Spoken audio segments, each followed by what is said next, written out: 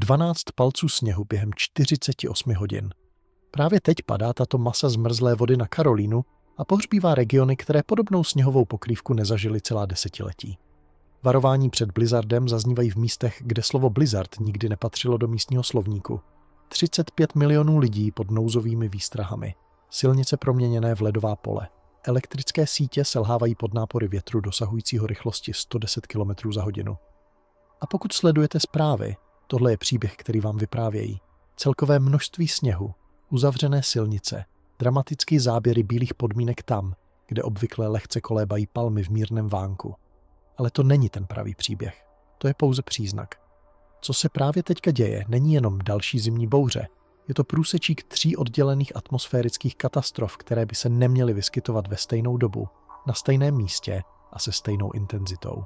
A skutečnost, že se tak děje, nám říká něco zásadního o stavu systému, ve kterém žijeme. První katastrofou je samotný bombový cyklon.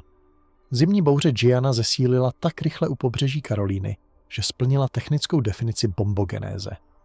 Pokles tlaku o nejméně 24 milibarů během 24 hodin. Meteorologové tento termín používají opatrně. Není to nadsázka, je to měření atmosférického násilí. Bouřový systém, který se hroutí sám do sebe s takovou zuřivostí, že vytváří vlastní akcelerující zpětnou vazbu.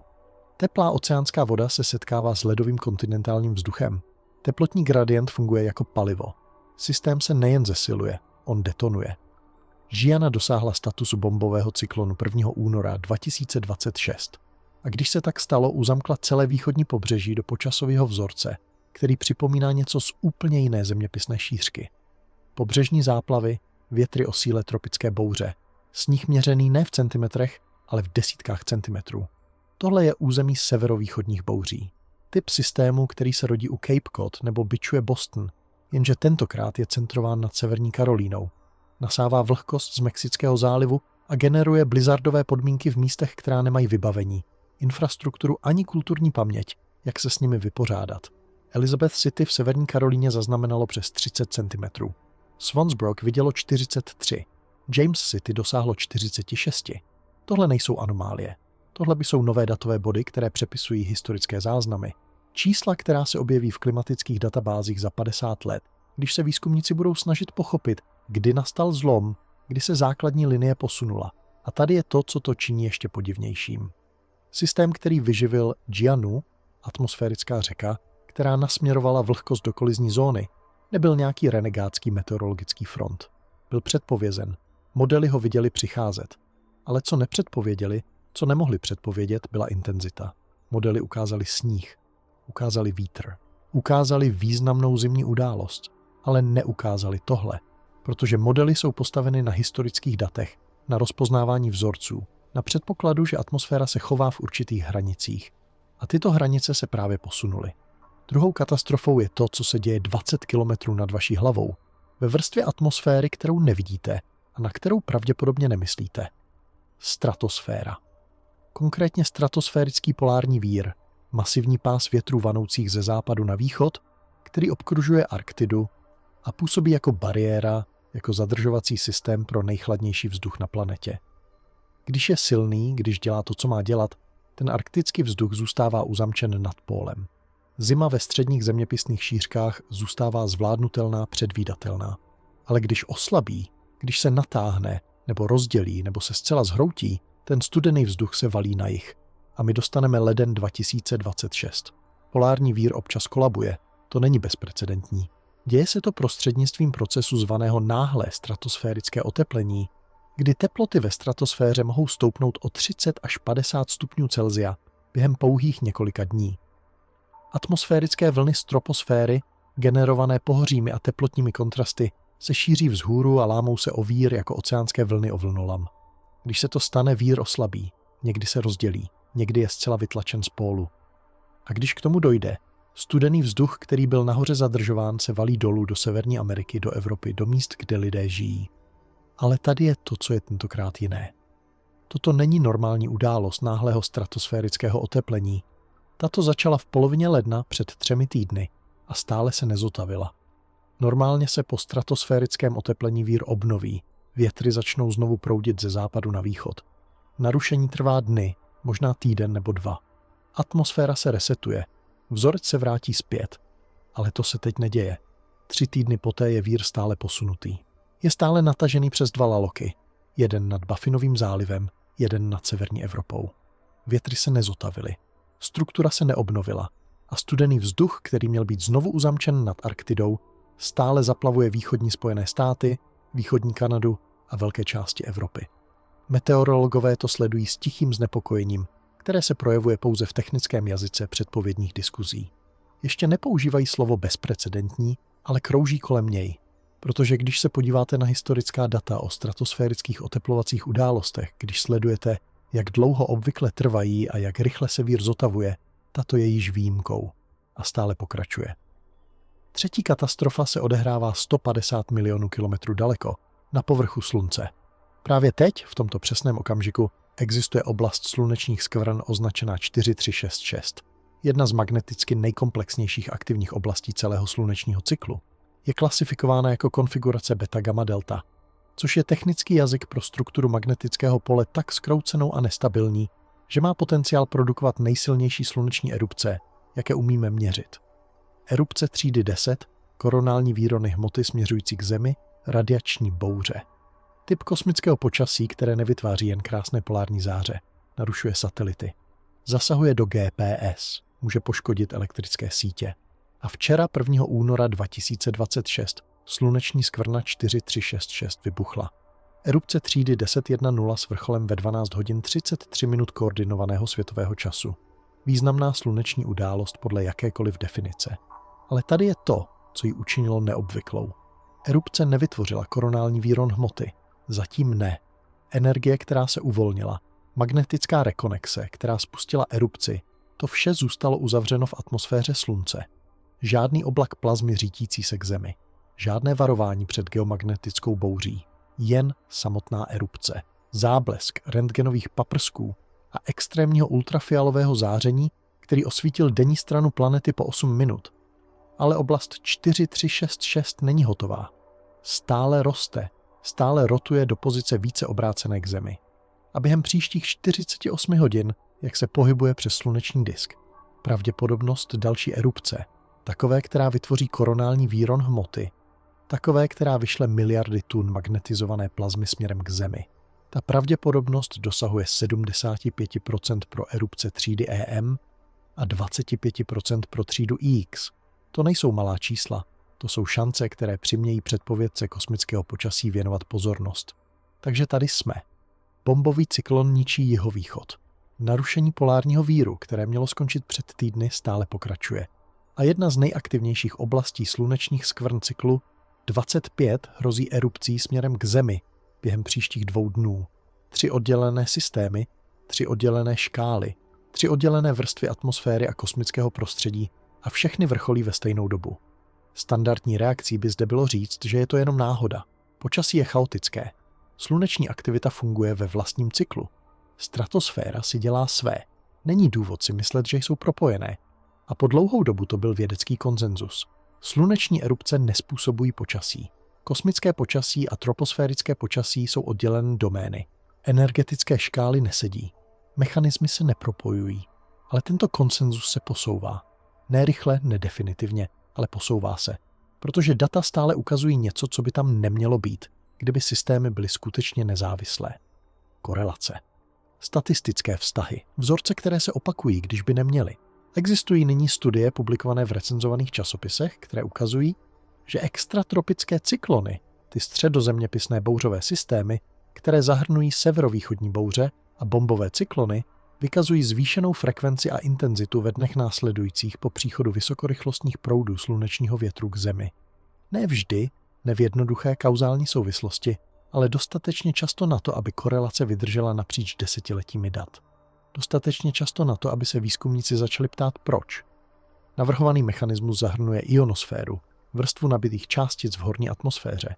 Když vysokorychlostní sluneční vítr narazí na magnetické pole Země, přenáší energii do magnetosféry, která se pak spojuje dolů do ionosféry prostřednictvím elektrických proudů.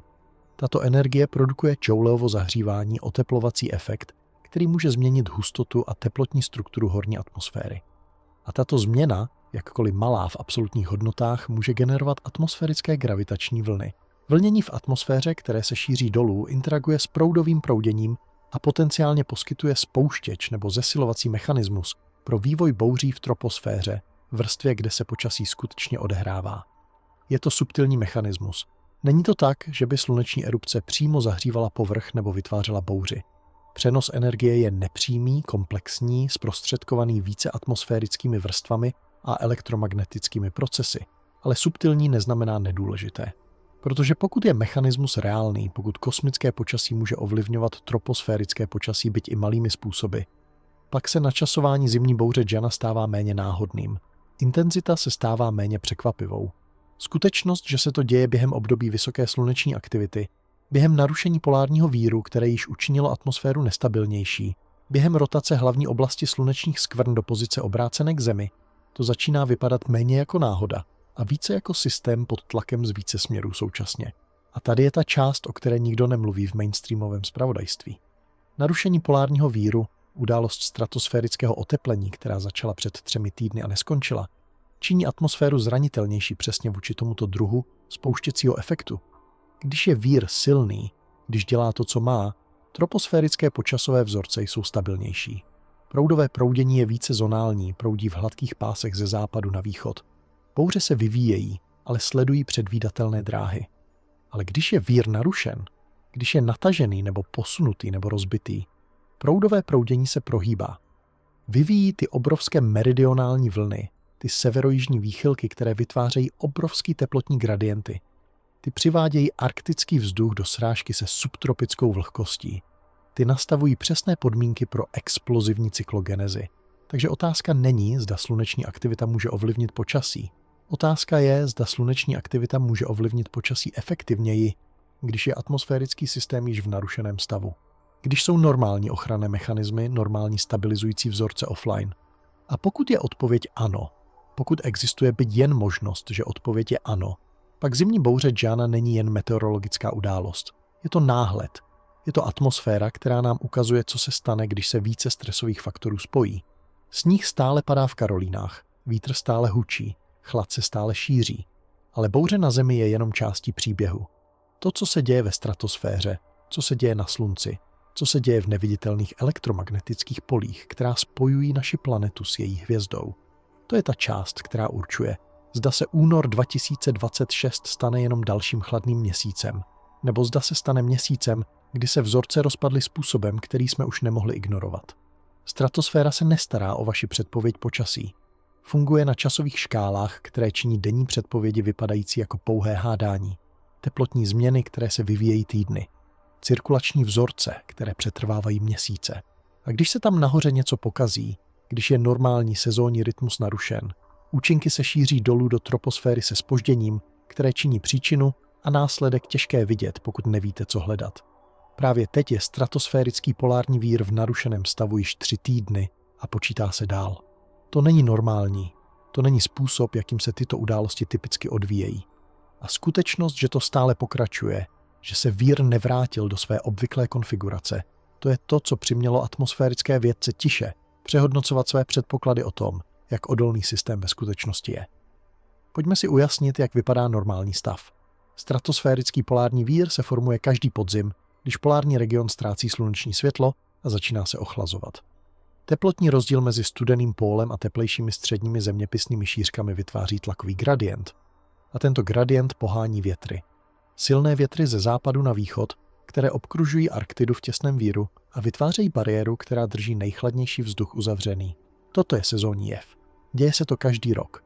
Je to předvídatelné jako východ slunce. Vír se formuje na podzim, zesiluje během zimy, dosahuje maximální intenzity kolem ledna nebo února a pak se rozpadá na jaře, jak se sluneční světlo vrací do polárních regionů a teplotní gradient slábne. Během té zimní fáze není vír dokonale stabilní. Bývá narušen. Atmosférické vlny z troposféry se šíří vzhůru a interagují se stratosférickou cirkulací. Představte si to jako házení kamene do rotující nádoby s vodou. Kámen vytváří vlny a ty vlny mohou narušit rotaci. Někdy je narušení malé. Vír se zakymácí, ale zůstane koherentní. Někdy je velké. Vír se natáhne, rozdělí do 2 laloků, nebo je zcela vytlačen z pólu.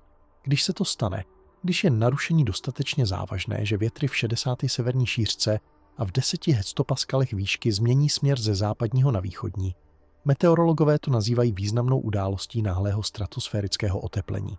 Tyto významné oteplení se dějí v průměru přibližně jednou za 2 roky.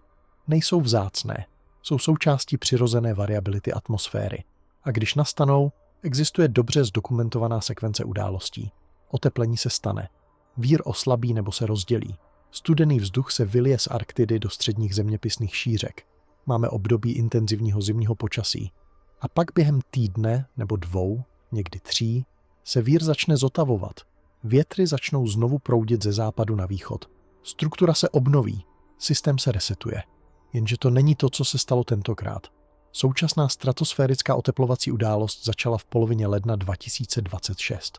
Přesný začátek závisí na tom, jakou metriku použijete, ale většina analýz ho klade kolem 15. ledna. To je okamžik, kdy teploty ve stratosféře začaly rychle stoupat, kdy se struktura víru začala deformovat, kdy normální západní větry začaly slábnout.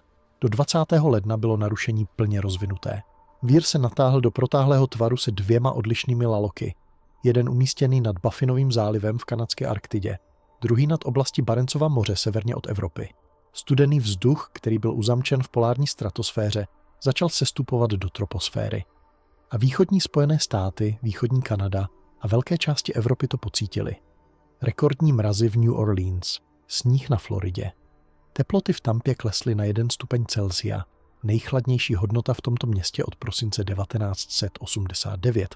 To bylo před 3 týdny a tady jsme 2. února 2026 a vír se stále neobnovil. Větry ve standardní měřící výšce jsou stále slabé. Struktura je stále posunutá. Studený vzduch se stále valí z Arktidy. Zimní bouře Gianna je nejnovějším projevem, ale ne jediným. Zimní bouře Fern zasáhla jich týden před Giannou. Předtím byly mnohé arktické vpády v polovině až koncem ledna. Tohle není jeden studený záchvěv. Je to nepřetržitý vzorec umožněný skutečností, že stratosférický zadržovací systém, který normálně omezuje, kolik arktického vzduchu může v danou chvíli zaplavit jih, je stále rozbitý. 3 týdny a počítá se dál. To je již na dlouhém konci distribuce pro významné stratosférické oteplovací události. A předpovědní modely, předpovědi rozšířeného rozsahu, neukazují zotavení v dohledné době. Model Evropského centra pro střednědobou předpověď počasí, jeden z nejspolehlivějších systémů dlouhodobé předpovědi na světě, předpovídá, že narušený stav přetrvá minimálně do poloviny února. Některé členy souboru ukazují, že bude trvat déle.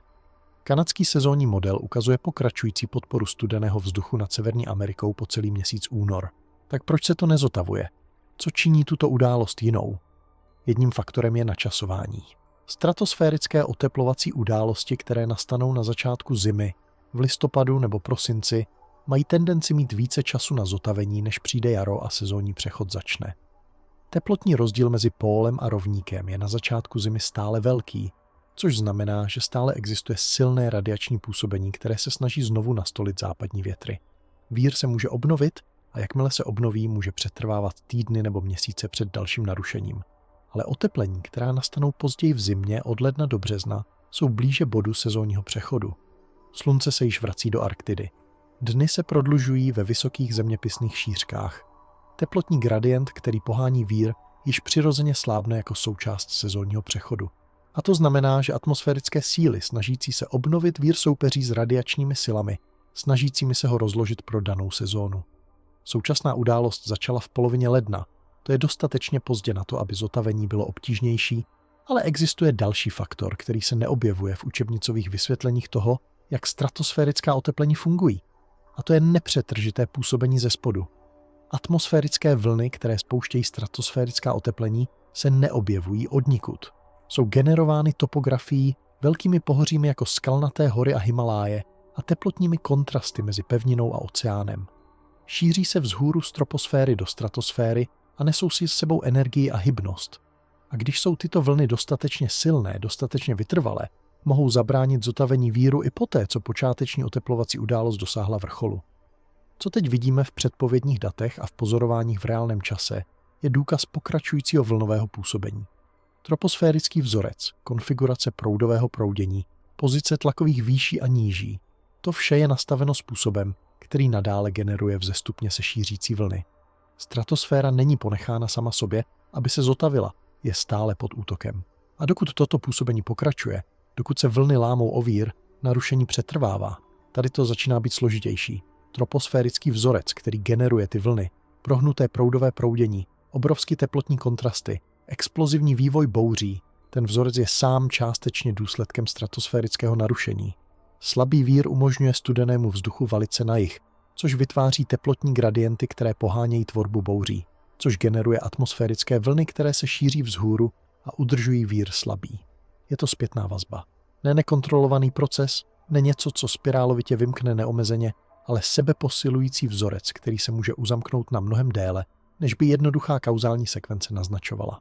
Meteorologové proto mají termín. Říkají tomu stratosféricko-troposférická vazba. Myšlenka, že stratosféra a troposféra nejsou nezávislé vrstvy, že změny v jedné ovlivňují druhou, že atmosféra je propojený systém spíše než hromada oddělených domén. A když je tato vazba silná, když dvě vrstvy efektivně komunikují, dostáváte přetrvávající počasové vzorce. Blokující výše, které trvají týdny. Studená období, která odmítají povolit. Dráhy bouří, které se uzamknou do stejného koridoru znovu a znovu. To je to, co právě zažíváme. Silnou stratosféricko-troposférickou vazbu. Narušený vír živící prohnuté proudové proudění živící zpět pokračující narušení víru. A otázka, kterou nikdo nemůže zodpovědět s jistotou je, jak dlouho se tento vzorec může udržet. Jak dlouho může zpětná vazba běžet, než něco prolomí cyklus. Historický záznam nám dává nějaké vodítka, ale ne mnoho. Byly zimy s prodlouženými stratosférickými narušeními předtím. Zima 2018 až 19 viděla významné oteplení na začátku ledna, následované druhým narušením na konci února. Zima 2009 až 10 měla více oteplovacích událostí rozložených přes prosinec, leden a únor. Obě tyto zimy se vyznačovaly přetrvávajícím chladem a těžkým sněžením napříč severními Spojenými státy a Evropou. Obě produkovaly počasové vzorce, které meteorologové popisovali jako neobvyklé, anomální, mimo normální rozsah variability. Ale i ty zimy nakonec přešly. Vír se obnovil nebo se rozpadl do svého sezónního konečného oteplení. Proudové proudění se uvolnilo, chlad ustoupil. Systém se resetoval. Vždy to tak nakonec je. Otázka je kdy. A co je důležitější, co se stane, pokud reset nepřijde dříve, než udeří další stresový faktor. Protože existuje něco, co se stále objevuje v technické literatuře o stratosférických oteplovacích událostech, v pracích psaných výzkumníky, kteří studují tyto události podrobně. Ne všechna oteplení jsou stvořena stejně. Existují dva typy klasifikované podle toho, jak vír reaguje během fáze zotavení. První typ se nazývá odrazivý. Při odrazivém oteplení se vír naruší rychle a pak se rychle zotaví. Atmosférické vlny, které způsobí počáteční oteplení, se odrazí zpět dolů místo toho, aby byly absorbovány stratosférou. Vlnová energie se neabsorbuje. Odrazí se zpět. A ten nedostatek absorpce znamená, že se stratosféra může rychle zotavit. Působení ustane. Vír se obnoví. Troposférické dopady jsou relativně krátkodobé. Možná týden nebo dva chladného počasí a pak se vzorec změní. Druhý typ se nazývá absorpční. Při absorpčním oteplení jsou vlny absorbovány stratosférou. Energie jde do deformace struktury víru, do udržování narušení, do zabránění zotavení. A protože je energie absorbována místo odražena, stratosféricko-troposférická vazba zůstává silná. Zpětná vazba pokračuje. Studený vzduch se nadále valí do troposféry, která nadále generuje vlny, které udržují stratosféru narušenou. Zotavení je pomalé nebo neexistuje. Vzorec přetrvává týdny a dopady na počasí jsou závažné a prodloužené. Současná stratosférická oteplovací událost vykazuje všechny charakteristiky absorpčního typu. Pomalé zotavení. Pokračující absorpce vln. Silná stratosféricko-troposférická vazba, přetrvávající vpády studeného vzduchu. Toto není rychlé narušení, které se samo vyřeší za týden. Toto je vzorec, který se zakousl, který se živí vlastní dynamikou, který nevykazuje známky rozpadu vnitřními procesy. A teď, aby to bylo horší, je předpovídána druhá vlna stratosférického oteplení, která se má vyvinout na začátku února. Ne tak silná jako první, ne plnohodnotné významné oteplení, ale dost na to, aby dále narušila již bojující vír. Dost na to, aby ještě více oddálila zotavení. Dost na to, aby prodloužila vzorec do druhé poloviny února a možná do začátku března. Tady se nejistota předpovědi stává nepohodlnou. Protože pokud se druhá oteplovací událost materializuje podle předpovědi, pokud bude vír znovu narušen dříve, než měl šanci se zotavit z prvního narušení, Pak už nemluvíme o jediné prodloužené události. Mluvíme o kaskádě.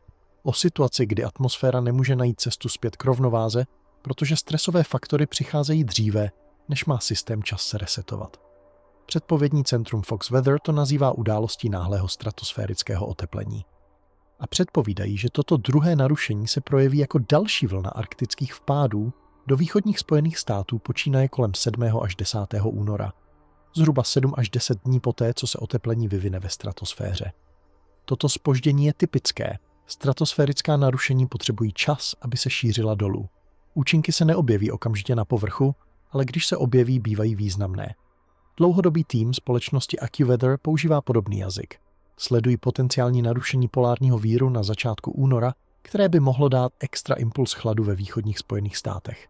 Předpovídají teplotní odchylky 4, 8, 10 nebo dokonce více stupňů pod průměrem pro měsíc únor napříč velkými částmi středozápadu, oblasti Velkých jezer a severovýchodu. Měsíční odchylky této velikosti nejsou jen studená období. Jsou to klimatické události. Objevují se v rekordních knihách, ovlivňují zemědělství, spotřebu energie, zatížení infrastruktury a lidské zdraví. Evropské modely malují podobný obraz pro Evropu. Pokračující podpora studeného vzduchu napříč většinou kontinentu minimálně do poloviny února pod severovýchodním prouděním. Vysoký tlak nad severem, nízký tlak nad jihem. Konfigurace, která nasměrovává studený vzduch dolů z Arktidy a brání obvykle atlantské dráze bouří přinášet mírnější mořský vzduch do regionu. Takže tady je situace. Stratosférický polární vír je narušený 3 týdny. Nezotavil se. Druhé narušení je předpovězeno k vývoji během několika dní. Troposférický počasový vzorec je uzamčen do konfigurace, která nadále generuje arktické vpády a explozivní vývoj bouří. A předpovědní modely, dlouhodobé předpovědi, které se snaží vidět týdny nebo měsíce do budoucnosti, neukazují žádnou jasnou cestu zpět k normálu před polovinou až koncem února, pokud vůbec. 3 týdny nepřetržitého narušení. Potenciálně 4, potenciálně 5. To není jen neobvyklé. To testuje hranice toho, co systém normálně dělá. A když systém začne fungovat mimo svůj normální rozsah, když vzorce, které obvykle regulují variabilitu, přestanou fungovat tak, jak mají, tehdy se začnete ptát, zda se něco zásadnějšího změnilo. Zda je to jen obzvláště silná stratosférická oteplovací událost na extrémním konci přirozené variability, ale stále v historické obálce. Nebo zda je to něco jiného. Reakce na vnější působení, které nebylo přítomno v předchozích desetiletích. Projev klimatického systému, který byl posunut do nového režimu, kde staré pravidla zcela neplatí. Infrastruktura vám říká, co civilizace očekává. Sněžné pluhy, které město vlastní.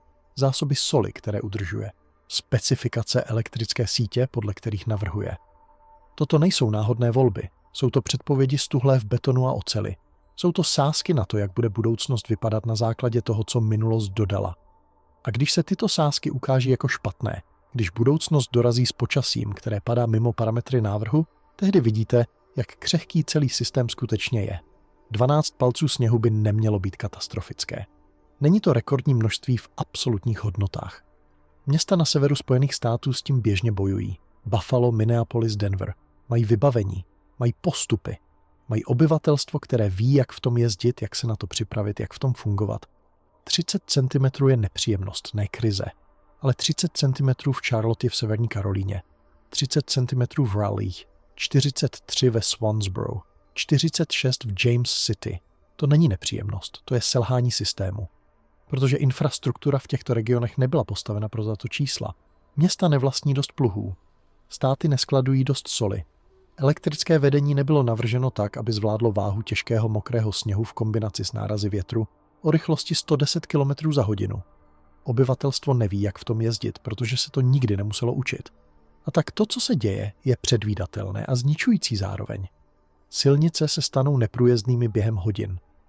Dálnice 85 severovýchodně od Charlotte se proměnila v parkoviště v sobotu večer, když nehoda spustila řetězovou reakci, která uvěznila 100 vozidel, včetně desítek kamionů, které se smíkaly při pokusu o navigaci na ledě, který nepředvídali.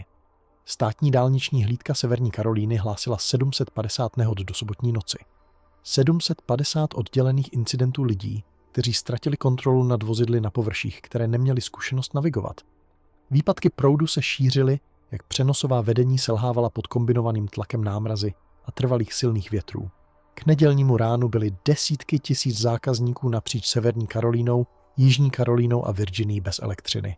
Toto číslo se přidává k více než 100 000 domácností a podniků, které jsou stále bez proudu v Tennessee, Mississippi a Louisianě více než týden po tom, co udeřila zimní bouře Fern. Síť je kumulativní. Každá bouře přidává k nevyřízeným opravám. Každý nový výpadek prodlužuje čas do obnovení.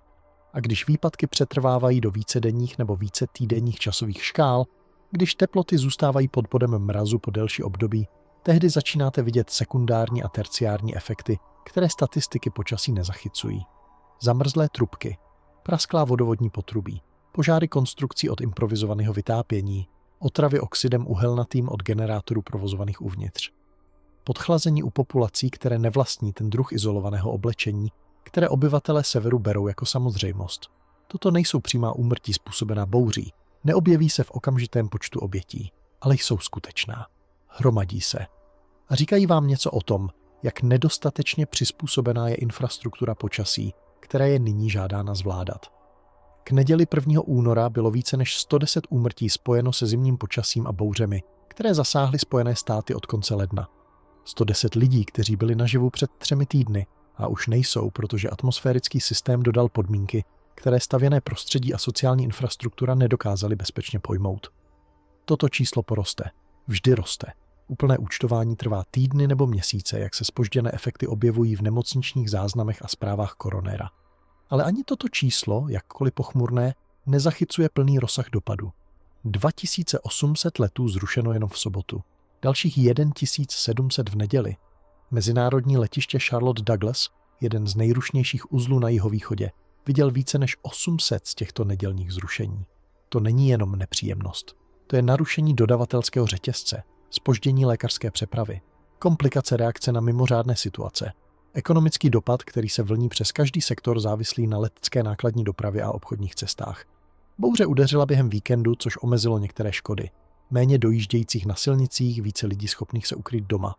Ale také to znamenalo, že školy a podniky, které by se normálně uzavřely kvůli všednodenní bouři, zůstaly zavřené do pondělí, do úterý, do doby, než se silnice vyčistí od tolika sněhu, na který nebyly navrženy. Jamita Washingtonová ve Vicksburgu v Mississippi přišla o proud během zimní bouře Fern a strávila 3 noci v hotelu, než se ve čtvrtek vrátila elektřina do jejího domu. Ale jeden z jejich 2 kotlů zamrzl a k neděli spí na gauči v obývacím pokoji, protože noční teploty v jejím domě klesly na úrovně, které činí ložnice nepoužitelnými. To není statistika počasí. To je člověk. Jehož každodenní život byl narušen selháním infrastruktury. Jehož topný systém selhal, protože nikdy nebyl navržen tak, aby fungoval během takového druhu trvalého chladu, jaký současný atmosférický vzorec přináší. A teď si pojďme promluvit o Floridě. Protože to, co se stalo na Floridě tento víkend, není jen neobvyklé. Je to náhled toho, co se stane, když se počasí pohybuje rychleji, než může adaptace následovat. Sněhové vločky v St. Petersburgu, sněhové vločky v Tampě. Vločky tak daleko na jih jako severní Florida v regionech, kde poslední měřitelné sněžení nastalo v 18. letech 19. století. Tampa zaznamenala měřitelný sníh přesně 2krát v zaznamenané historii. 5 cm 19. ledna 1977. 2,5 cm 13. února 1899. A teď 1. února 2026. Vločky. Ne akumulace, neměřitelný sníh, ale viditelné srážky ve zmrzlé formě padající z nebe ve městě, kde je průměrná minimální teplota v tomto období roku 11 stupňů Celsia. Vločky přišly z jevu zvaného zálivový efekt sněhu. Je to jižní analog jezerního efektu sněhu a vyžaduje velmi specifické podmínky. Extrémně studený arktický vzduch se musí pohybovat přes teplejší vody Mexického zálivu. Vzduch u povrchu se zahřeje a nasaje vlhkost. Ten vlhký vzduch pak rychle stoupá do mnohem chladnějšího vzduchu nad ním. Generuje mraky a produkuje sníh ve směru větru od zálivu. Co umožnilo tuto událost, byla hloubka a intenzita arktické vzduchové hmoty, která se vrhla na jih za zimní bouří Jana. Teploty ve floridském Panhandle klesly pod -5. Střední Florida viděla nulové teploty. Jižní Florida, koridor Miami a Fort Lauderdale zažila nejchladnější vzduchovou hmotu od prosince 1989. A když se ten vzduch přesunul přes záliv, když teplotní kontrast dosáhl potřebné hranice, atmosféra dodala sníh do míst, která nemají toto slovo ve svém meteorologickém slovníku. Není to jenom sníh, je to samotný chlad. Farmáři po celé Floridě stříkali vodu na ovocné stromy a keře s bobulemi, aby je chránili před poškozením mrazem. Ledový povlak působí jako izolace. Brání rostlinní tkáni klesnout pod kritický teplotní práh. Je to standardní technika v regionech, které zažívají občasné mrazy. Ale standardní předpokládá občasné. Standardní předpokládá, že chlad přijde jednou, možná dvakrát za sezónu, a pak ustoupí. Standardní nepředpokládá trvalé vícedenní mrazy s teplotami, které zůstávají pod kritickým prahem po delší období. Chladem omráčené leguány byly hlášeny po celé jižní Floridě. Jsou to invazivní plazy, kteří prosperovali ve floridském subtropickém klimatu, ale stále jsou ektotermní, stále závislí na vnější teplotě k regulaci svých tělesných funkcí. Když teploty klesnou pod 8 stupňů, stávají se letargickými. Pod nulu ztrácejí schopnost držet se větví stromu a padají. Nejsou mrtvé, obvykle, jen znehybněné. Ale pokud chlad přetrvává, pokud teploty zůstávají nízké více dní, následuje úhyn. Zní to triviálně. Padající leguány. Ale je to indikátor. Biologický signál, že tepelné prostředí se posunulo mimo rozsah, který mohou organismy adaptované na místní klima tolerovat. A pokud jsou invazivní plazy omráčeni chladem, pokud tropické a subtropické druhy zažívají fyziologický stres, pak domorodé druhy, které obsazují podobné tepelné niky, ho zažívají také. Ekosystémy se nepřizpůsobují okamžitě. Fungují na časových škálách generací. A když se počasí mění rychleji, než může adaptace následovat, dostáváte události mortality. Populační kolapsy. Ekologické narušení, které se kaskádovitě šíří potravinovými řetězci způsoby, jejichž plné projevení trvá roky. NASA odložila start mise Artemis 2, první pilotované mise k měsíci za více než půl století, kvůli arktickému vpádu ovlivňujícímu Floridu. Teploty na Cape Canaveral klesly k bodu mrazu, nebo pod něj po 2 po sobě jdoucí noci. Hardware nefunguje stejně při teplotách mimo jeho návrhové specifikace. Těsnění se smršťují. Kapaliny mění viskozitu. Elektronické komponenty se posouvají mimo nominální provozní parametry. Inženýři provádějící konečné přípravy na start potřebují pracovat v tepelných obálkách, které zajistí spolehlivost. A když počasí dodá podmínky, které padají mimo tyto obálky, odkládáte. Čekáte, až se atmosféra vrátí k normálu. Jenže normál je problém, protože normál se posunul. Průměrná minimální teplota v Tampě na konci ledna a začátku února je 11 stupňů. To je 30letý klimatologický normál vypočítaný z dat za období 1991 až 2020. Ale ten normál je založen na minulosti. Je to statistické shrnutí toho, co bylo, ne nutně předpověď toho, co bude.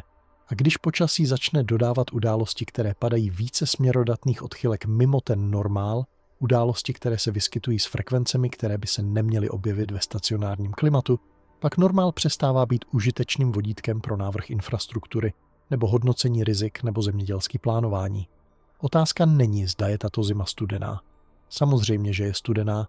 Otázka je, zda je tato zima v rozsahu variability, pro který byla současná infrastruktura navržena. A stále častěji je odpověď ne. 30 cm sněhu v Charlotte se nemá stát. Sněhové vločky v Tampě se nemají stát. 110 úmrtí zimním počasím během 3 týdnů na jihu Spojených států se nemá stát. Ale stalo se to. Děje se to. A předpověď naznačuje, že se to bude dít minimálně do poloviny února. Existuje koncept v inženýrství zvaný návrhová doba návratu. Je to průměrný časový interval mezi událostmi dané velikosti. Povodeň jednou za 10 let.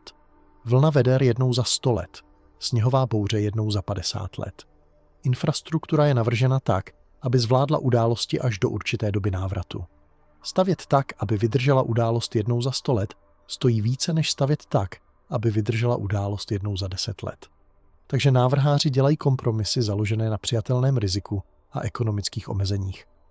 Ale tyto doby návratu jsou vypočítány z historických dat. Předpokládají, že statistické vlastnosti klimatického systému jsou stacionární, že se rozdělení frekvence extrémních událostí nemění v čase. A pokud se tento předpoklad rozpadne, pokud se klima posune do režimu, kde se frekvence extrémních událostí mění, pak doby návratu vypočítané z minulých dat přestanou být přesnými prediktory budoucího rizika. Je to to, co se teď děje? Je současná zima důkazem posunu v rozdělení frekvence extrémních studených událostí a zimních bouří v regionech, které je historicky zažívaly zřídka? Vědecká odpověď je, že nemůžete vyvozovat závěry z jedné sezóny. Počasí je proměnlivé. Extrémy se dějí. Jedna studená zima nic nedokazuje o klimatických trendech. Potřebujete desetiletí dat, abyste stanovili statistickou významnost. Ale z praktického hlediska řízení infrastruktury na místě je ta vědecká opatrnost malou útěchou, když je vypnutý proud, když jsou silnice neprůjezdné, když návrhové specifikace, které měly zajistit bezpečnost a spolehlivost, selhávají, protože počasí překročilo předpoklady, na kterých byly tyto specifikace založeny. Karolíny se vyhrabávají. To je fráze, kterou meteorologové používají. Vyhrabávání. Bude to trvat dny. Více dní trvalého úsilí s vybavením napjatým nad kapacitu a posádkami pracujícími prodloužené směny, protože jich není dost na zvládnutí události této velikosti. A zatímco se vyhrabávají z Giany, zatímco obnovují proud a čistí silnice a opravují škody, atmosféra již připravuje další systém. Protože stratosférický vzorec, který umožnil Gianu, ten natažený polární vír, který narušil cirkulaci, je stále tam, stále aktivní, stále nasměrovává arktický vzduch na jih. A předpovědní modely ukazují další bouřové systémy v přípravě. Ne nutně bombové cyklony, ne nutně tak intenzivní jako Giana, ale více sněhu, více ledu, více chladu, více stresu na infrastrukturu, která již funguje na okrajích své návrhové kapacity. 93 milionů mil daleko, na povrchu, kde teploty dosahují téměř 6000 stupňů Celsia a magnetická pole se kroutí silami, které by mohly roztrhat planety, se něco buduje. Buduje se to dny. Roste, vyvíjí se, pomalu rotuje přes tvář slunce směrem k pozici, kde pokud vybuchne, bude erupce namířena přímo na Zemi. A podle každého měření, které máme, každé magnetické analýzy, každého výpočtu pravděpodobnosti vybuchne. Otázka není jestli. Otázka je kdy a jak velká a zda se to stane, zatímco je atmosférický systém Země stále v narušeném stavu, který právě demonstrovala zimní bouře Giana. Oblast slunečních skvrn 4366 nemá dramatické jméno, jen číslo přiřazené Národní správou pro oceán a atmosféru jako součást jejich systematické katalogizace slunečních aktivních oblastí. Ale čísla nezachycují, čím se tato oblast stala. K 1. únoru 2026 obsahuje oblast 436621 viditelných slunečních skvrn pokrývajících oblast 550 miliontin sluneční hemisféry. Abychom to uvedli do perspektivy, 1 miliontina sluneční hemisféry je zhruba povrchová plocha celé Země. Tato oblast je 550krát větší. Je to rozlehlá oblast koncentrovaného magnetického pole, kde vnitřní dynamo slunce prorazilo povrch a vytvořilo podmínky, které činí zbytek sluneční atmosféry klidným v porovnání. Magnetická klasifikace je beta, gamma, delta. Každý z těchto termínů představuje úroveň komplexity. Beta znamená, že jsou přítomny regiony s opačnou magnetickou polaritou. Gamma znamená, že tyto polarity jsou tak propletené, tak smíchané v nepravidelných konfiguracích, že hranice mezi nimi je komplexní a nestabilní. Delta znamená, že existují místa, kde opačné polarity existují v rámci jedné penumbry, tmavší vnější oblasti skupiny slunečních skvrn. Když máte všechny tři charakteristiky ve stejné aktivní oblasti, když máte beta, gamma, delta, máte magnetickou strukturu, která je zkroucená, napjatá a připravená uvolnit energii prostřednictvím magnetické rekonexe, což je technický termín pro explozi. Sluneční erupce nejsou tepelné exploze jako spalování nebo detonace. Jsou magnetické. Magnetické pole slunce uchovává obrovské množství energie v napjatých konfiguracích vytvořených výřivými pohyby plazmy pod povrchem.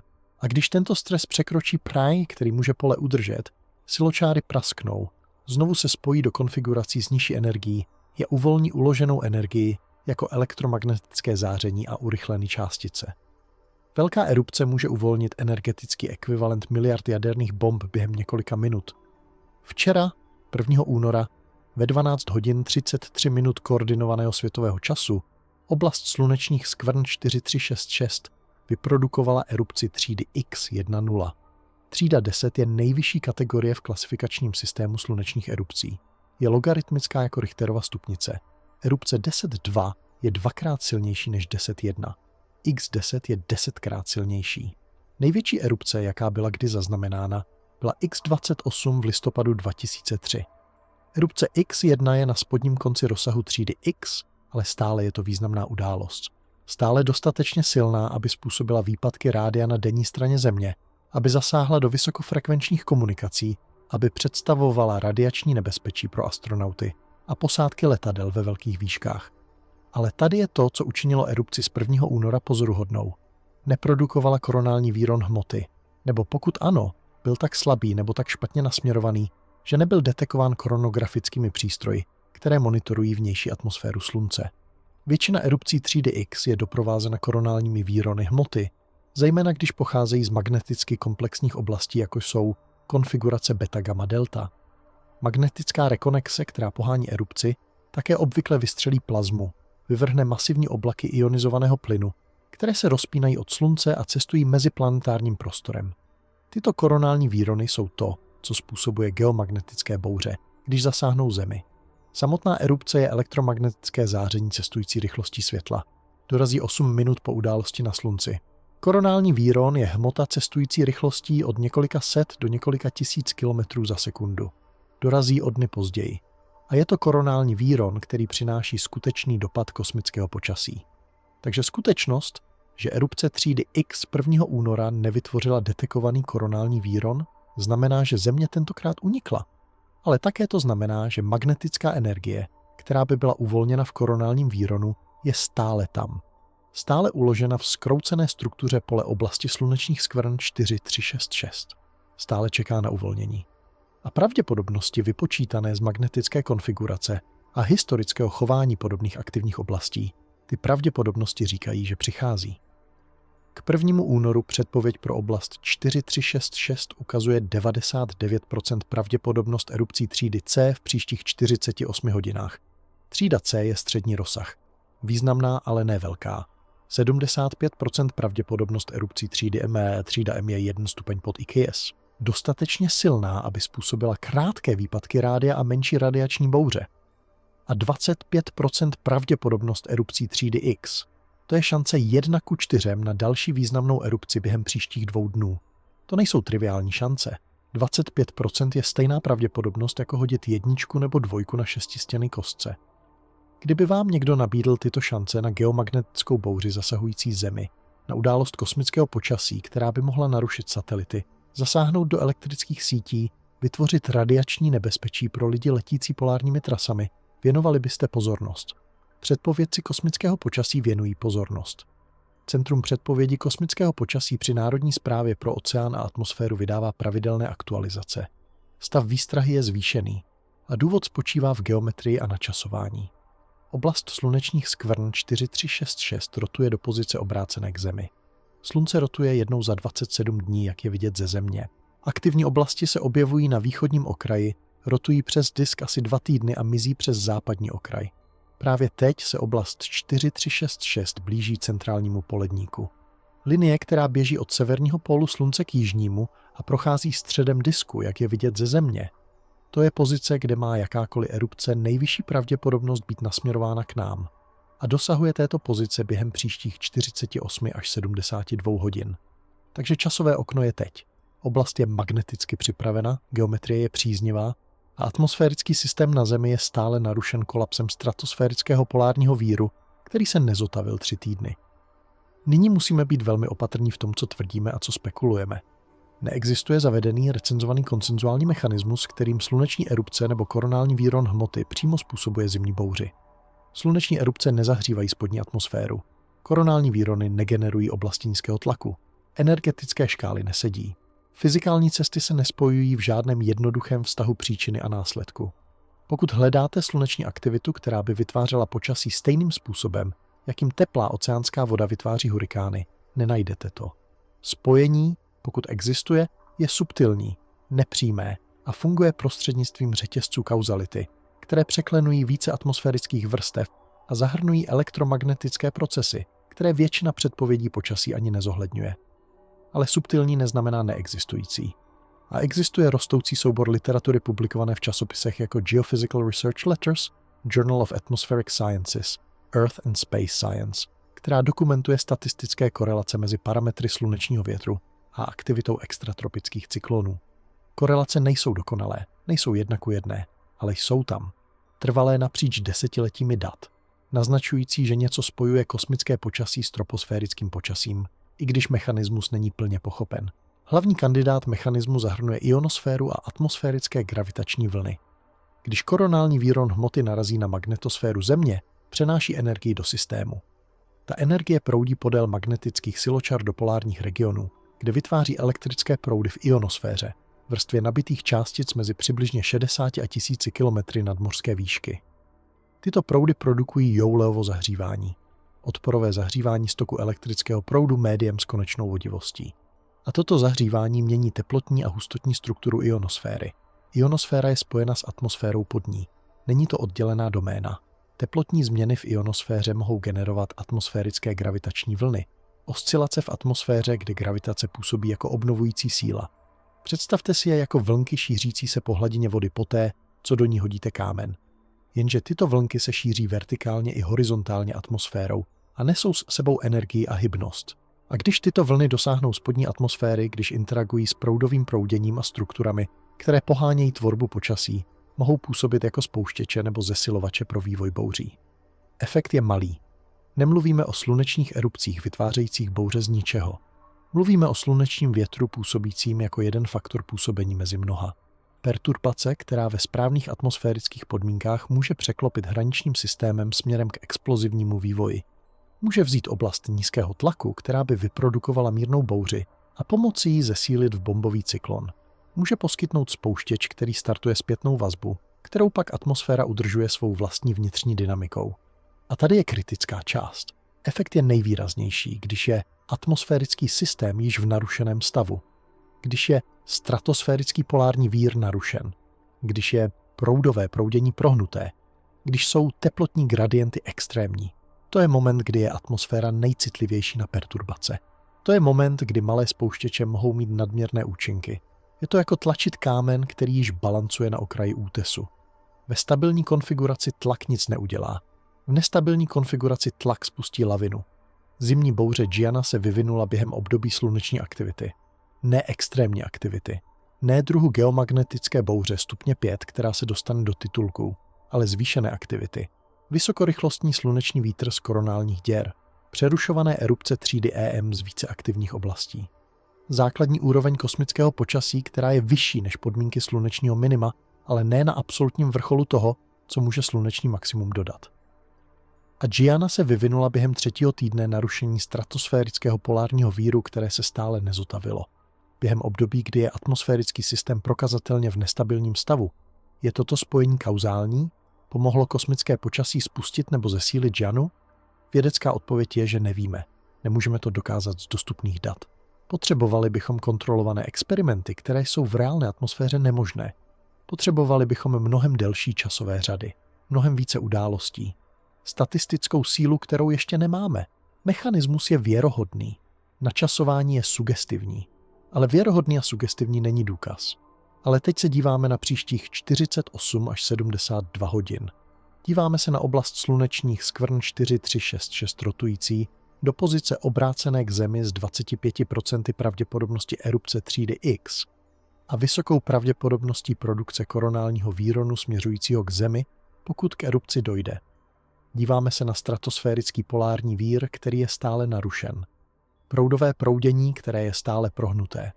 Atmosférický vzorec, který je stále připraven pro vývoj bouří.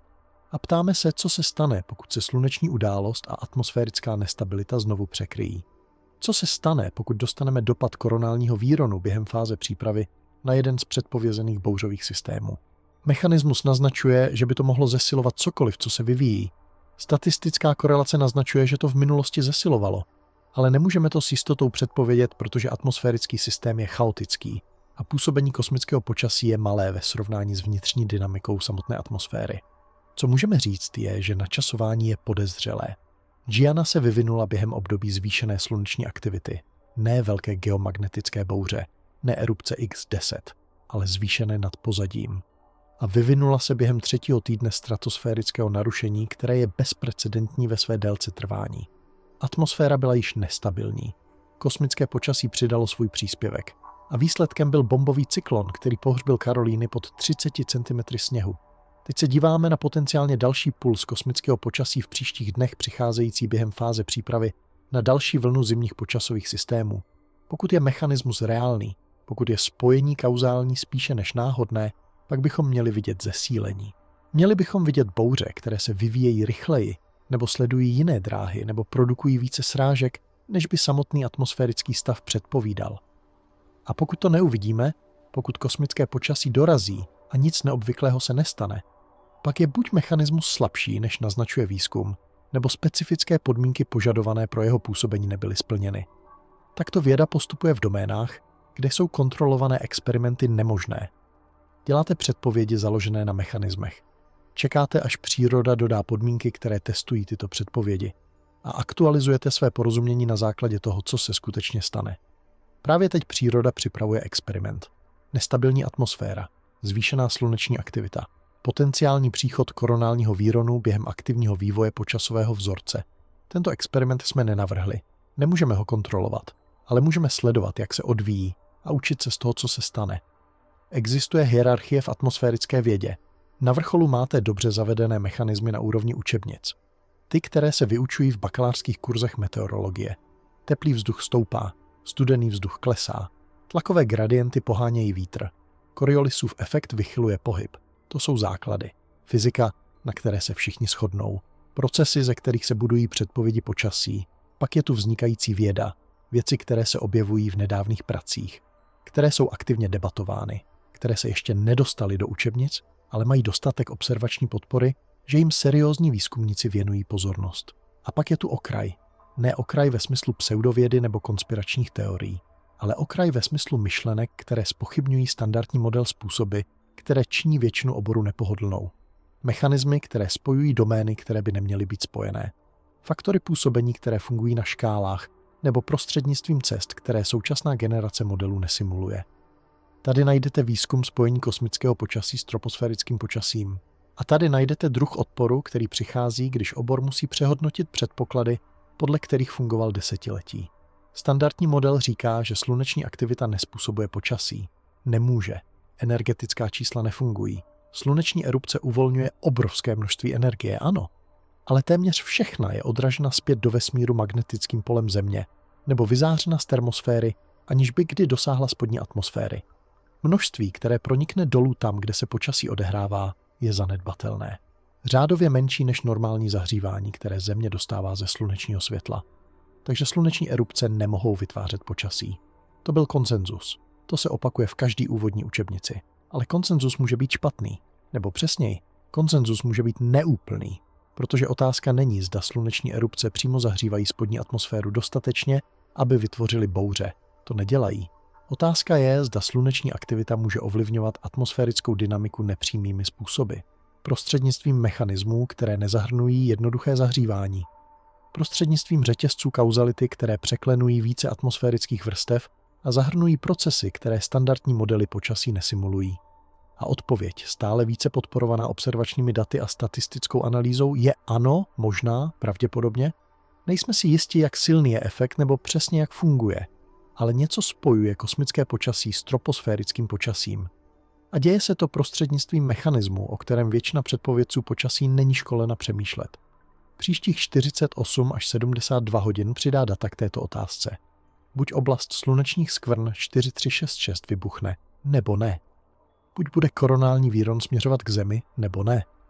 Buď geomagnetická bouře dorazí během zranitelné fáze atmosférického vývoje, nebo ne. A buď uvidíme dopady na počasí, které korelují s načasováním kosmického počasí, nebo ne. Příroda provede experiment. My jen musíme věnovat pozornost výsledkům. 3 systémy mluví stejným jazykem. Sluneční aktivita na maximu. Stratosférické narušení na maximu. Troposférická nestabilita na maximu. Soulad je zde. Načasování je podezřelé. Dopady jsou měřitelné. A otázka, kterou si atmosféričtí vědci kladou v časopisech a na konferencích a v pozdněnočních výzkumných diskuzích, je, zda toto je to, jak vypadá provázaný systém, když se více faktorů působení sladí. Zda toto je signatura nelineárního zesílení. Zda extrémy, které zažíváme, jsou přirozeným důsledkem života na planetě, která je spojena se svou hvězdou způsoby, které předpovědi počasí v současnosti nezohledňují. Výpočty pravděpodobnosti říkají, že tento soulad by měl být vzácný. Jednou za desetiletí, možná jednou za století, pokud jsou systémy skutečně nezávislé. Ale pokud nejsou nezávislé, pokud je vazba reálná, pak se soulad stává běžnějším. Ne častým, ale ne nemožně vzácným. A to mění výpočet rizika. To mění způsob, jakým přemýšlíme o extrémních zimách. To mění, zda události jako leden a únor 2026 jsou anomálie k pozdějšímu studiu nebo předzvěsti vzorce, který se bude opakovat, kdykoliv se sluneční cyklus a atmosférické podmínky sladí přesně tím správným způsobem. Slunce je 93 milionů mil daleko. Je snadné o něm přemýšlet jako o odděleném, jako o irelevantním pro počasí, které se odehrává v troposféře, kde žijeme. Ale Země neexistuje v izolaci. Jsme spojeni s naší hvězdou prostřednictvím magnetických polí, prostřednictvím záření, prostřednictvím nepřetržitého toku slunečního větru, který vyplňuje prostor mezi námi. A když se Slunce stane aktivním, když se oblasti jako 4366 vyvinou a rostou a rotují do pozice, účinky se šíří dolů atmosférickými vrstvami způsoby, které předpovědi počasí typicky nezohledňují a zprávy typicky nezmiňují. Historie se neopakuje, ale rýmuje se. To je to rčení. A když se snažíte pochopit, zda je současná událost bezprecedentní nebo jenom vzácná, zda je předzvěstí změny nebo statistickou výjimkou, první místo, kam se podíváte, je minulost. Hledáte analogii. Zimy, které vykazovaly podobné charakteristiky. Období, kdy se sluneční cyklus a atmosférické vzorce sladily srovnatelným způsobem. A ptáte se, zda vám to, co se tehdy stalo, může něco říct o tom, co se může stát teď. Výzvou je, že observační záznam pro druh souladu, o kterém diskutujeme, sluneční maximum shodující se s prodlouženým stratosférickým narušením shodujícím se s extrémním zimním počasím, tento záznam je krátký. Systematicky monitorujeme stratosférický polární vír teprve od 50. let. Satelitní pozorování Slunce, ten druh podrobných měření, která nám umožňují charakterizovat aktivní oblasti a sledovat koronální výrony, sahají jen do 60. let.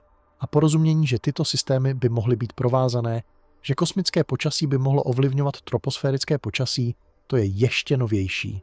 Vzniká v posledních desetiletích, jak se výpočetní výkon a observační sítě zlepšily natolik, aby umožnili statistické analýzy. Takže se nedíváme na staletí dat. Díváme se na možná 5 nebo 6 kompletních slunečních cyklů se slušnými stratosférickými pozorováními, 11leté cykly, takže to je 60 až 70 let. A v tom období hledáme zimy, které splňují kritéria. Sluneční maximum nebo blízko maxima, prodloužené stratosférické narušení, extrémní chlad a aktivita zimních bouří. Je to úzký filtr. Většina zim nesplňuje kritéria. Ale některé ano. A ty jsou poučné. Začněme zimou 1976 až 77. Sluneční cyklus 21 se blížil svému maximu, které nastalo na konci roku 1979. Zima vykazovala významné náhlé stratosférické oteplení v lednu 1977 a vyprodukovala jednu z nejchladnějších zim v historických záznamech pro východní Spojené státy. Buffalo v New Yorku obdrželo přes 5 metrů sněhu. Velká jezera zamrzla. Zásoby zemního plynu došly, protože poptávka překročila kapacitu infrastruktury dodávat. Ale tady je to, co činí rok 77 zajímavým z naší současné perspektivy. To byla také zima, kdy byla zaznamenána neobvyklá sluneční aktivita. Ne v populárním tisku, ne v mainstreamovém zpravodajství o počasí, ale ve vědecké literatuře. Výzkumné práce publikované v letech následujících po té zimě dokumentovaly korelace mezi geomagnetickou aktivitou a počasovými vzorci během toho období. Nic definitivního. Nic, co by prokázalo kauzalitu. Ale dostatek signálu na to, aby se výzkumníci začali ptát, zda načasování slunečního maxima bylo relevantní pro atmosférické chování. Posunme se k zimě 1988 až 89. Sluneční cyklus 22 dosáhl svého maxima v červenci 1989. Zima vykazovala silný chlad napříč velkou částí Severní Ameriky a Evropy. Prosinec 1988 byl jedním z nejchladnějších prosinců v historii pro mnoho regionů a únor 1989 viděl významné náhlé stratosférické oteplení, které produkovalo prodloužený chlad až do začátku jara. Paralely k současné zimě jsou nápadné. Pozdní sezónní stratosférické narušení, prodloužený chlad. Načasování, které se sladilo se slunečním maximem. Ale 1989 je také pozoruhodné něčím jiným. 13. března 1989 masivní geomagnetická bouře zasáhla Zemi po sérii erupcí třídy X a koronálních výronů hmoty. Bouře byla tak silná, že způsobila kolaps celé elektrické sítě hydrokébek, což zanechalo 6 milionů lidí bez elektřiny na 9 hodin. Polární záře byla viditelná až na jihu v Texasu a na Floridě. Satelity zažily poruchy, rádiová komunikace byla narušena globálně. Byla to jedna z nejsilnějších událostí kosmického počasí moderní éry. A stalo se to během stejné zimní sezóny, která vykazovala prodloužené stratosférické narušení a extrémní chlad. Načasování opět spojuje sluneční aktivitu a atmosférické extrémy ve stejném okně. Ne důkaz kauzality. ale další datový bod ve vzorci souladu, který se stále objevuje v historickém záznamu. Zima 2018 až 19, kterou jsme již několikrát zmínili. Sluneční cyklus 24 byl v klesající fázi, blížil se minimu. Narušení polárního víru nastalo na začátku ledna. Extrémní chlad zasáhl středozápad později ten měsíc. Chicago vidělo minus 30 stupňů Celsia a vzorec přetrval do února a března s druhým narušením prodlužujícím chlad daleko za to, co by jedno stratosférické oteplení typicky produkovalo. Zima nebyla během slunečního maxima, ale vykazovala stejné charakteristiky prodlouženého narušení, které vidíme teď. Stejné selhání zotavice v očekávaném časovém měřítku. Stejné zpětné vazby mezi stratosférou a troposférou, které udržovaly vzorec týdny za to, co by historický průměr předpovídal. Historické vzorce jsou vodítka, ne proroctví. Skutečnost, že předchozí zimy s podobnými charakteristikami produkovaly prodloužený chlad a více velkých bouří, nezaručuje, že tato zima bude následovat stejnou trajektorii, ale stanovuje to rozsah možností. Říká nám to, čeho je systém schopen, když se určité podmínky sladí. A právě teď, na začátku února 2026, jsou podmínky sladěny způsobem, který se rýmuje s některými z nejextrémnějších zim v observačním záznamu. Leden byl trénink. To naznačují předpovědní modely. To nám říká atmosférický stav. To se děje, když se podíváte na vzorec, který je nastaven na stratosférickou konfiguraci, která je uzamčena na místě, a na sluneční aktivitu, která stále narůstá, a promítnete to dopředu do druhého týdne února a dále. Leden dodal zimní bouři Fern. Dodal zimní bouři Gianna. Dodal 110 úmrtí, 30 cm sněhu v Karolínách, vločky na Floridě a 3 týdny narušení polárního víru, které se stále nezotavilo. A to všechna ta selhání infrastruktury a rekordní chlad a shlukování dopadů, to možná byla příprava na to, co přijde dál. Hrozba není okamžitě zřejmá. Předpověď na příštích několik dní ukazuje relativně klidné počasí napříč většinou Spojených států. Krátká přestávka. Teploty stále pod normálem, ale ne extrémní chlad, který charakterizoval konec ledna. Atmosférický systém si nabírá dech. Bouřové systémy se reorganizují. A na povrchu to vypadá, jako by možná to nejhorší bylo za námi. Možná se vzorec konečně prolomí. Možná se únor zmírní a hrůzošou konce ledna ustoupí do statistického vedení záznamu a zpracování pojistných událostí. Ale ten povrchový klid je klamný, protože pod ním, ve stratosféře, se právě teď vyvíjí druhá oteplovací událost. Atmosférické vlny, které měly umožnit zotavení, místo toho udržují a zesilují narušení. A předpovědní modely, ty, které promítají atmosférické podmínky 2 týdny, 3 týdny, měsíc dopředu, jsou jednomyslný v tom, že narušený vzorec se táhne hluboko do února. Nejenom první týden, nejenom období, ve kterém jsme teď, ale minimálně do poloviny února a dost možná do konce února nebo do konce začátku března. Ten prodloužený časový rámec záleží, protože určuje, kolik bouřových systémů se vyvine během narušeného období. 1 nebo 2 bouře, i velké, a systém může absorbovat dopad, opravit škody, pokračovat dál. Ale 5 bouří, 8 bouří, nepřetržitá přehlídka arktických vpádů a zimních počasových systémů táhnoucí se 4 až 6 týdnů, to je moment, kdy přecházíte od meteorologických událostí ke klimatickým dopadům. To je moment, kdy akumulace přemůže adaptační kapacitu infrastruktury a společnosti. Únorova skrytá hrozba spočívá v tom, že jsme již v degradovaném stavu. Leden spotřeboval rezervy. A pokud únor pokračuje ve vzorci, pokud stratosférické narušení přetrvává, pokud bouřové systémy přicházejí dál, pokud kosmické počasí přidá svůj příspěvek během zranitelných oken, pak už se nezabýváme izolovanými extrémy. Zabýváme se systémovým selháním. Ne naráz, ne v dramatickém kolapsu, ale v pomalé kumulaci dopadů, které jsou jednotlivě zvládnutelné, ale společně přemáhají adaptační kapacitu, na které závisí moderní infrastruktura a společnost. Rytmus je rozbitý. Zotavení, které nikdy nepřišlo, není jen příběh o atmosférické dynamice. Je to příběh o zklamaných očekáváních. O systémech chová se mimo své normální parametry. O momentu, kdy si uvědomíte, že vzorce, o kterých jste si mysleli, že jsou stabilní, možná nejsou tak stabilní, jak jste předpokládali. Slunce je stále aktivní. Stratosféra je stále rozbitá. Atmosféra je stále připravena na extrémy. A někde v komplexní dynamice klimatického systému, který přechází z jednoho stavu do druhého, v interakci mezi přírodními cykly a dlouhodobými trendy, v prostoru mezi tím, co jsme si mysleli, že je možné, a tím, co nám data nyní ukazují, leží odpověď na otázku, zda nás zima 2025 až 26 učí něco, co se potřebujeme naučit, než přijde další. Klimatické modely mohou promítat budoucí oteplování. Mohou vám ukázat, jak arktická amplifikace ovlivňuje cirkulaci. Mohou demonstrovat, že extrémní události se změní ve frekvenci a intenzitě. Ale nemohou vám s jistotou říct, zda zima, kterou právě prožíváte, je projevem této změny, nebo jen přirozenou variabilitou, která by se stala bez ohledu na cokoliv. To je ta mezera. To je místo, kde teď operujeme, v prostoru mezi tím, co věda může promítat, a tím, co reálný svět dodává. Mezi statistickými distribucemi, které modely generují, a žitou zkušeností lidí, kteří se potýkají s výpadky proudu a zamrzlými trubkami a silnicemi, které nelze vyčistit dostatečně rychle. Sníh je stále na zemi v Karolínách. Chlad je stále zakořeněn napříč východními Spojenými státy.